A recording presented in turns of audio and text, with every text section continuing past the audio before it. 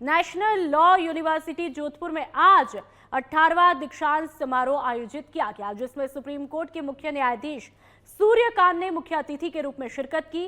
कार्यक्रम में supreme court के न्यायाधीश संदीप मेहता और विजय बिश्नोई विशिष्ट अतिथि के रूप में मौजूद रहे। समारोह में 176 छात्रों को स्नातक, स्नातकोत्तर और पीएचडी उपाधियां प्रदान की गई। गौरव और उत्साह के साथ इस मौके पर न्याय, संविधान और नैतिक मूल्यों के प्रति छात्रों को संदेश भी दिया गया।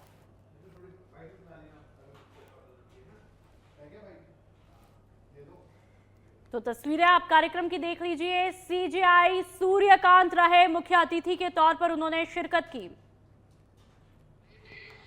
And whose theorems have also been proven. It is true that in certain sciences, one may speak of settled principles and closed equations. But my dear young friends, the law admits no such finality. In late Jodhpur में चोरी की वारदातें लगातार बढ़ती हुई दिखाई दे रही है और ताजा मामला नई सड़क इलाके से सामने आया है, जहां पर एक शोरूम के बाहर सजावट के लिए रखा गया हैंडीक्राफ्ट का महंगा हाथी चोर चुरा ले गए। शोरूम मालिक को जब सजावटी हाथी अपनी जगह पर नहीं मिला तो उसने सीसीटीवी फुटेज खंगाले, जिसमें चोर भारी हाथी उठाकर ले जाते हुए दिखाई दिए। फुटेज में साफ तौर पर दिख रहा है कि वजन ज्यादा होने के कारण चोर लड़खड़ा भी रहे थे, लेकिन आखिरकार वह हाथी लेकर के फरार हुए। तस्वीरें, वीडियो आपके सामने। इस घटना ने शहर में बढ़ती चोरी की वारदातें और पुलिस की कार्यप्रणाली पर सवाल भी खड़े किए हैं। फिलहाल पुलिस मामले की तहकीकात में जुटी हुई है। और चलिए अब बात फलौदी की करेंगे, जहां पर शहर के इंदिरा कॉलोनी के रहने वाले मांगीलाल मेघवाल पिछले 2 दिनों से लापता है। जानकारी के मुताबिक 19 फरवरी को वह अपने परिवार को सावरीज मेले में जाने की बात कह करके घर से निकले थे, लेकिन देर शाम तक घर ही नहीं लौटे, जिसके बाद परिजनों ने तलाश शुरू की और इस दौरान उनके कपड़े और चप्पल चौराहे के पास नहर के किनारे मिले। इसके बाद परिजनों ने थाने में गुमशुदगी की रिपोर्ट दर्ज करवाई। पुलिस ने मामला दर्ज किया और जांच शुरू की है। वहीं परिजन भी उनकी खोज में जुटे हुए हैं। एक भीषण सड़क हादसा हुआ, जिसमें अज्ञात वाहन की टक्कर से बाइक सवार 2 युवकों की मौत हुई। हादसा पीली के पास में हुआ और इससे आसपास अफरा तफरी मच गई। दोनों युवक हलेना से नदबई की तरफ जा रहे थे, तभी अज्ञात वाहन ने उनकी बाइक को जोरदार टक्कर मारी और चालक मौके से फरार हुआ। दोनों युवकों को हलेना अस्पताल ले जाया गया, जहां पर डॉक्टरों ने उन्हें मृत घोषित किया। मृतकों की पहचान विजय सिंह भदीरा और ओम प्रकाश गंगर सोली के रूप में हुई है। पुलिस ने घटनास्थल पर पहुंचकर जांच शुरू कर दी है। तो ये ब्लर करके आपको तस्वीरें दिखाई और देखिए कि किस तरह से 2 युवक जो कि अपनी मंजिल की तरफ जा रहे थे, क्या पता था कि अचानक से मौत का कफन उन्हें पहनना पड़ेगा। तो ये तस्वीरें बेहद दर्दनाक, और ऐसे में सोचो इस परिवार पर क्या बीत रही होगी जिसने अपने परिवार के सदस्य को हमेशा हमेशा के लिए खो दिया है। एक ऐसी जुदाई जिसमें कभी ना मिलने की उम्मीद। 2 जवान, 2 युवक। झुंझुनू के नवलगढ़ में पंजाब नेशनल बैंक शाखा में फर्जी गोल्ड लोन और सोने की चोरी के मामले में पुलिस ने बड़ा खुलासा करते हुए 6 और आरोपियों को गिरफ्तार करके कुल गिरफ्तार आरोपियों की संख्या 8 की है। जांच में सामने आया कि पूर्व शाखा प्रबंधक अमित जांगिड़ और उसके सहयोगी बैंक के एडहॉक सदस्य संतोष सैनी ने मिलकर के 214 फर्जी गोल्ड लोन खाते खोल करके लगभग 8.78 करोड़ रुपए का गबन किया और असली सोने की जगह नकली आभूषण रखकर लोन राशि निकाली। अब तक आरोपियों के पास से 1 किलो 555 ग्राम सोने के आभूषण बरामद हुए हैं, जिसकी बाजार कीमत लगभग 2 करोड़ 32 लाख रुपए है। पुलिस ने विशेष टीम गठित करके तकनीकी साक्ष्य और मानवीय सूचना के आधार पर पूरे गिरोह का पर्दाफाश किया है और संभावित अन्य आरोपियों की तलाश जारी है। हमारे पास एक बैंक पीएनबी बैंक जो नामसा गेट है नवलगढ़ में, उसमें एक बहुत बड़ा फ्रॉड हुआ था। गोल्ड लोन अकाउंट का फ्रॉड हुआ था, जिसमें कुछ फिजिकल गोल्ड भी बैंक से गायब हुए थे और फर्जी गोल्ड लोन के अकाउंट भी ओपन हुए थे। उस पूरे घटनाक्रम को हमने खुलासा करके टोटल 8 अभियुक्तों को अभी तक गिरफ्तार कर लिया है। इसमें हमने 2 अभियुक्त पहले ही गिरफ्तार कर लिए थे, जिसमें बैंक का मैनेजर अमित जांगिड़ और उसमें जो एडहॉक कर्मचारी था संतोष सैनी, उनको हमने पहले ही गिरफ्तार कर लिया था। इसके अलावा हमने 6 और अभियुक्तों को गिरफ्तार किया है, जिनके नाम ओम प्रकाश, संदीप और सुनील जाट एंड सुनील सुंडा और रमेश सैनी और धीरज सैनी। ये 6 लोग और हमने गिरफ्तार किए हैं। इनमें हमें रिकवरी किया हमने मैनेजर से और उसके एडहॉक एम्प्लॉय से, तो 1 किलो 500 ग्राम से ऊपर के आभूषण जो गोल्ड बैंक के सिस्टम से बाहर हुए थे, वो हमने रिकवर कर लिया है। इसके अलावा टोटल जो फ्रॉड प्रथम दृष्टया 8 करोड़ के आसपास के लोन अमाउंट का फ्रॉड है। और चलिए बात बीकानेर के शुद्ध आहार मिलावट पर वार अभियान के तहत बड़ी कार्रवाई हुई। नोखा रिको इंडस्ट्रियल एरिया स्थित फैक्ट्री पर छापा पड़ा है। घी का एक नमूना लिया गया। 765 किलो घी मिलावट के संदेह में सीज किया गया। फूड बाजार की फूड प्रोडक्ट से नमकीन और बाटी के सैंपल भी लिए गए। खारा इंडस्ट्रियल एरिया से रिफाइंड ग्राउंडनट ऑयल का नमूना जांच रिपोर्ट के बाद नियमानुसार आगे की कार्रवाई की जाएगी। तो बीकानेर की तस्वीरें। जयपुर में खाद्य सुरक्षा विभाग ने बड़ी कार्रवाई करते हुए अमूल ब्रांड की करीब 30,000 किलो एक्सपायरी खाद्य सामग्री को नष्ट किया। तस्वीरें देख लीजिए। शुद्ध आहार मिलावट पर वार अभियान के तहत पहले खो नागोरियन स्थित गोदाम से नूडल्स, केचप, मेयोनीज और सॉस सहित भारी मात्रा में अवधि पार सामान जब्त करके सील किया था। जांच में खुलासा हुआ कि एक्सपायरी उत्पादों की डेट मिटाकर नई तारीख छापने की तैयारी की जा रही थी। नगर निगम की अनुमति के बाद में खाद्य सुरक्षा टीम ने 6 ट्रकों में भरकर सामग्री को मथुरादास कचरा गाह ले जाकर के नष्ट करवाया। तस्वीरें आप देख लीजिए। निरीक्षण के दौरान अतिरिक्त अवधि पार सामग्री भी मिली, जिसे नष्ट करने तक गोदाम को फिर से सील किया है। विभाग आगे भी कार्रवाई जारी रखेगा।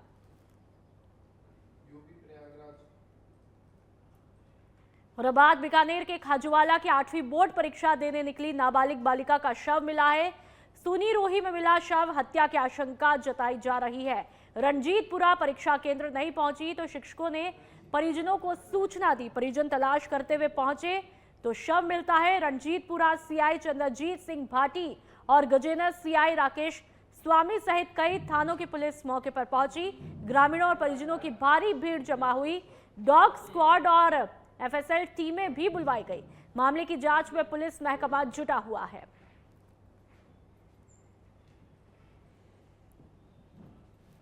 और चलिए बात बारां की। शहर के अटरू रोड स्थित आरटी ब्रदर्स के पटाखा गोदाम में अवैध रूप से पटाखा निर्माण के मामले में प्रशासन की कार्रवाई लगातार दूसरे दिन भी जारी है। नगर परिषद की एफआईआर के आधार पर पुलिस ने महेश खंडेलवाल और अभिषेक खंडेलवाल को गिरफ्तार करके जेल भेजा है। अब तक 3 गोदाम सीज किए जा चुके हैं और सुरक्षा के मद्देनजर 100 मीटर के दायरे में रहने वाले 20 से ज्यादा लोगों को जगह खाली करने का नोटिस भी दिया है।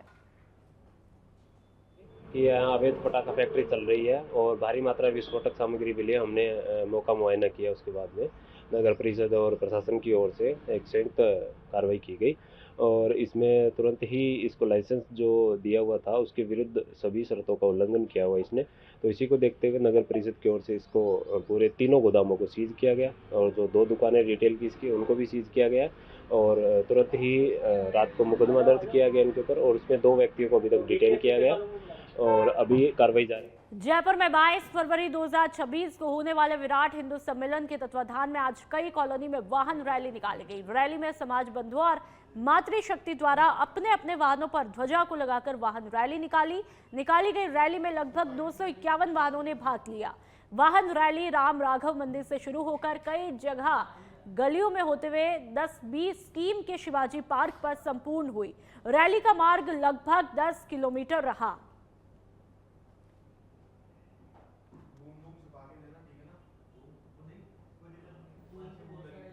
छोटी साजड़ी में रमजान के पवित्र माह में मस्जिद में नमाज अदा करने गए परिवार के सूने मकान को चोरों ने निशाना बनाया। तहसील रोड स्थित जैनुद्दीन अब्बास अली बोहरा के घर शुक्रवार शाम चोरी की वारदात सीसीटीवी में कैद हुई, जिसमें 2 युवक संदिग्ध रूप से आते जाते हुए दिखाई दिए। तस्वीरें आप देख लीजिए।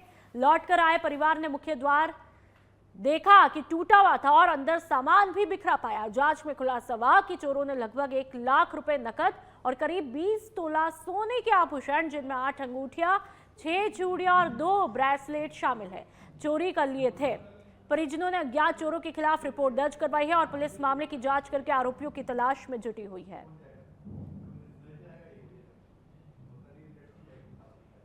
चाकसू से शनिवार को 21वीं भव्य डाक निशान यात्रा श्रद्धा और उत्साह के साथ में रवाना हुई।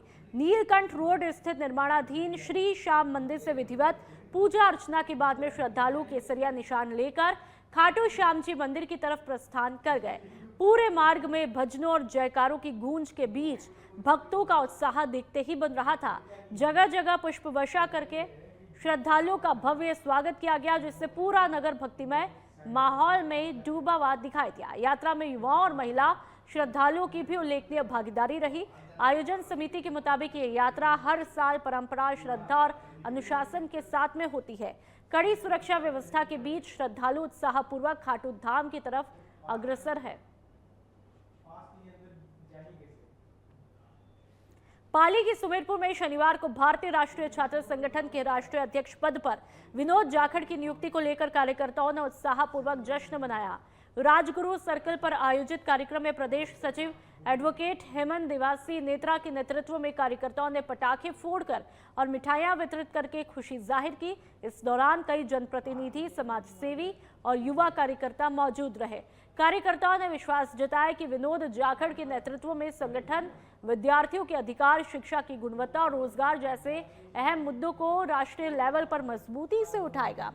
कार्यक्रम में बड़ी संख्या में कार्यकर्ताओं ने भाग लेकर के संगठन के प्रति अपनी प्रतिबद्धता जताई।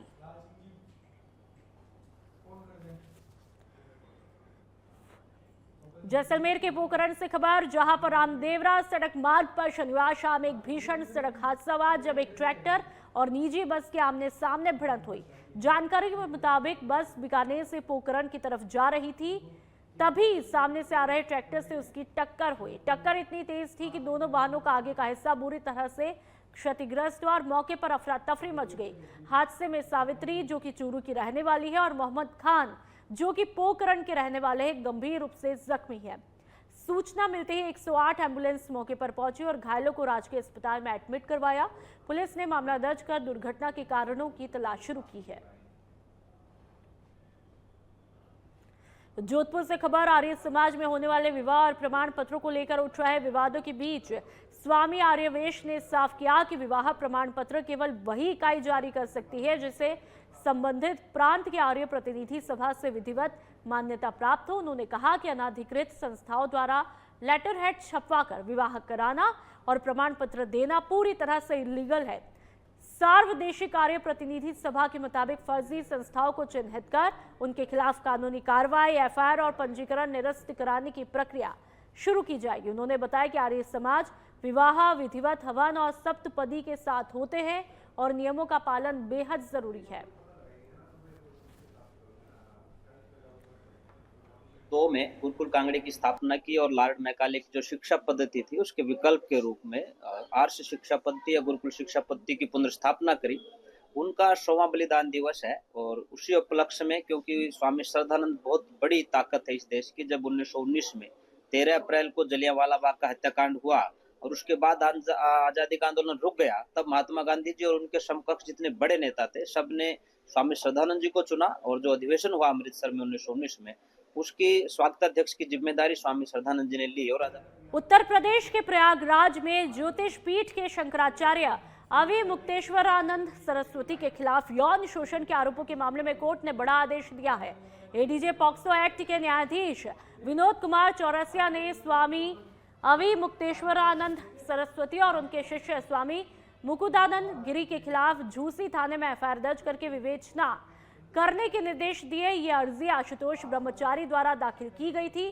कोर्ट के आदेश के बाद अब पुलिस मामले की विधिवत जांच शुरू करेगी और तथ्यों के आधार पर आगे की कार्रवाई होगी। इस फैसले के बाद मामले ने कानूनी रूप से नया मोड़ ले लिया है। बात यह है कि सनातन के ऊपर आरोप लगा कौन रहा है? आप देखिए, किसी विधर्मी ने थोड़े लगाया है हमारे ऊपर आरोप। जिस व्यक्ति ने लगाया है वो खुद हिस्ट्री शीटर है। उसकी पूरी हिस्ट्री शीट शामली जिले के कांदला थाना में दीवार के ऊपर जो हिस्ट्री शीटरों का नाम लिखा हुआ है उसमें 34 नंबर पे उसका नाम लिखा है। ऐसा हमको बताया लोगों ने, फोटो भी दिखाया उस दीवार का। वहाँ पर जो रजिस्टर रखा है, उसमें HS नंबर 76A उस व्यक्ति का नाम लिखा है। जाने कितने लोगों के ऊपर फर्जी मुकदमा डाल करके और उनको उगाही करना, यही उसका काम है। वो व्यक्ति रामभद्राचार्य का शिष्य बन जाता है और रामभद्राचार्य जी की शिष्य होने के बाद वो आकर के हम लोगों के ऊपर इस तरह का आरोप लगाता है। तो आप समझ लीजिए कि ये आरोप कोई विधर्मी नहीं लगा रहा है, ये आरोप कहाँ से आ रहा है, रामभद्राचार्य जी। और रामभद्राचार्य जी का बल कहाँ है वो भी आप लोग जान लीजिए। तो गौ माता की जो आवाज हम उठा रहे हैं, इस आवाज को बंद करने के लिए सारे प्रयत्न हो रहे हैं। और आप छत्तीसगढ़ के कांकेर की बात करेंगे। पुरानी खराब खड़ी कार में बच्चों ने लगाई आग, कार में पटाखे जलाकर फेंके, कार पूरी तरह से जलकर खाक हुई। स्कूटी से आए थे स्कूली बच्चे, सीसीटीवी में कैद हुई घटना। कांकेर के उदयनगर की है ये घटना। थाने में नहीं की गई अब तक कोई भी शिकायत। तो पुरानी खराब खड़ी कार में बच्चों ने लगा डाली आग, कार में पटाखे जलाकर फेंके।